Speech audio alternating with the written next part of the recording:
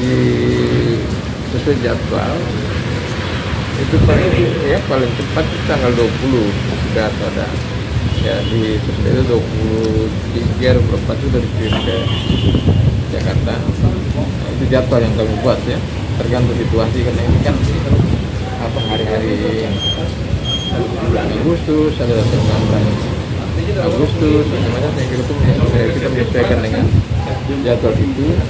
Tapi yang pasti harus dilaksanakan sesuai dengan jadwal yang sudah disepakati oleh tim seleksi. Dan yang sudah mendaftarkan 3 orang, yaitu Pak Sadli, Pak Hadi, dan juga Pak Jepang. 3 orang itu tidak perlu berpanjang lagi karena sudah memenuhi syarat minimal untuk pelaksanaan proses seleksi. Instrumen-instrumennya dan juga tema yang akan disampaikan terkait dengan apa yang harus dibuat oleh 3 calon itu, dan kesepakatan itu akan dilanjutkan dengan rapat di hari final. Terima kasih sudah nonton.